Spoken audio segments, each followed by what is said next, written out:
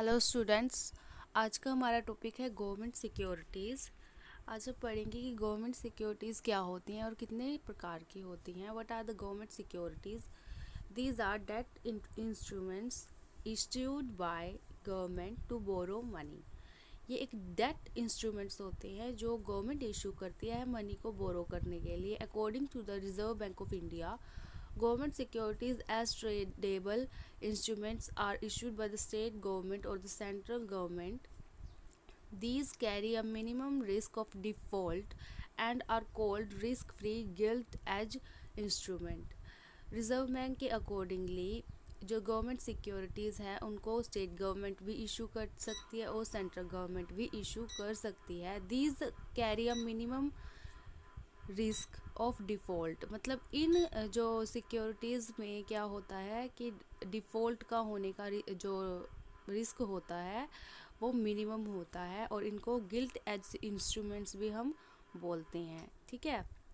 जो government securities हैं ये सेफ़ होती है, मतलब इन सिक्योरिटीज़ को हम बोल सकते हैं कि आप मार्केट में जाके कभी भी बेच सकते हो। तो ये बहुत ही लिक्विड होती हैं और इनके एक्सचेंज में मनी को आप मार्केट से असेस कर सकते हो जब आप इनको मार्केट में ट्रेड करते हो जाकर। तो सबसे पहले हमारे पास आता है treasury bills. They are short-term money market instruments, which means their maturity period is less than 1 year. ये short term money market instrument है और इनका जो मेच्योरिटी पीरियड है वो 1 साल का है।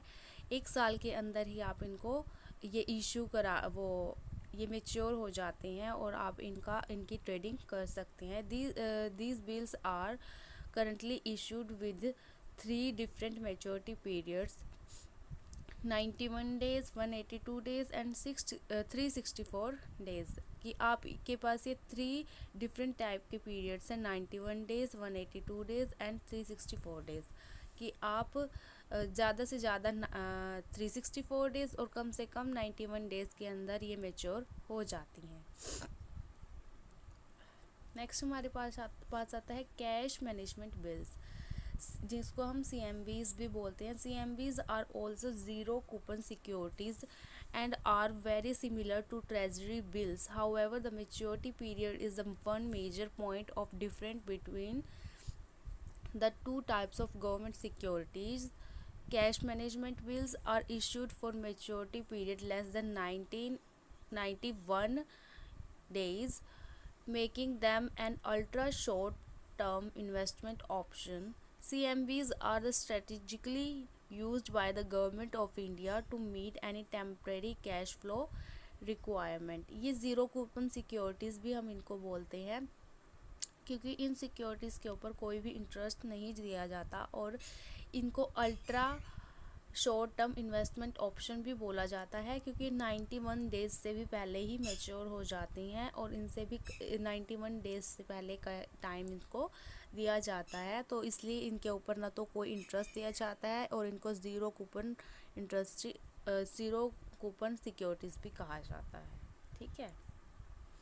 Dated securities are also among the different type of government securities in India. Unlike T-bills and CMBs, G-Secs are long-term money market instruments that offer a wide range of tenure, starting from 1 year and going the way up to 40 years.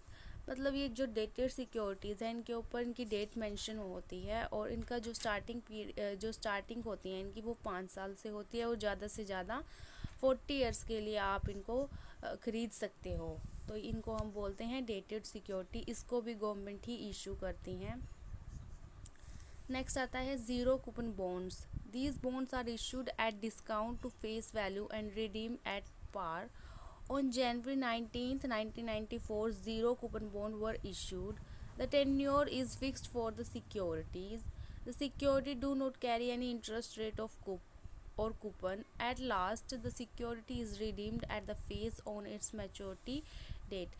जो ये zero coupon bonds होती हैं इनके ऊपर कोई interest rate या कोई coupon नहीं लगता और जब इनकी जो जो रिडीम वैल्यू होती है, जो इनकी मैच्योरिटी डेट पे अगर आप इनको रिडीम करते हैं, वापस मार्केट में जाकर इनको बेचते हैं, तो ये इनकी फेस वैल्यू पर ही रिडीम किया जाता है।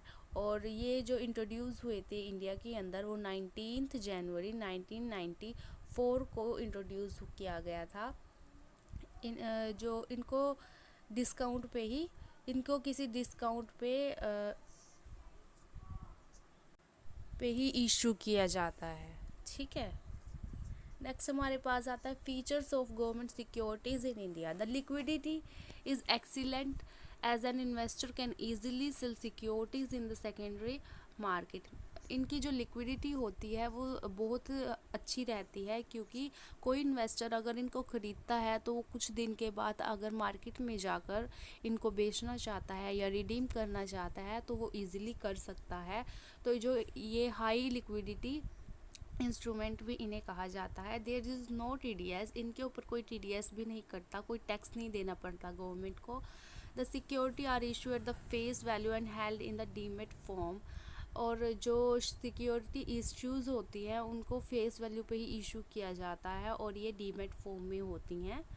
The maturity and interest rate are mentioned during the time of issue and issue of the security. जो मैच्योरिटी होगी या इंटरेस्ट रेट होगा वो मेंशन किया जाएगा ड्यूरिंग द टाइम ऑफ, जब आप इसको इशू करोगे, सिक्योरिटीज़ को इशू करोगे। The maturity date of the security range from 2 to 30 years, कि 2 साल से 30 साल के बीच में इसकी मैच्योरिटी डेट होती है ज़्यादा से ज़्यादा। This securities can be redeemed at face value on the maturity date. इनको फेस वैल्यू पे रिडीम किया जाता है मैच्योरिटी डेट पे। So we can say that government security are the best option for investment because they are safe and risk free. Government securities risk free होती हैं, इसलिए ज़्यादा से ज़्यादा इन्वेस्टर्स क्या करते हैं, इसमें इन्वेस्ट करते हैं। तो इसलिए इन सिक्योरिटीज़ की जो डिमांड होती है मार्केट में वो भी ज़्यादा होती है। ठीक है। अगर आपको इस वीडियो से या इस टॉपिक से रिलेटेड कोई भी डाउट है तो you can ask. Thanks for watching.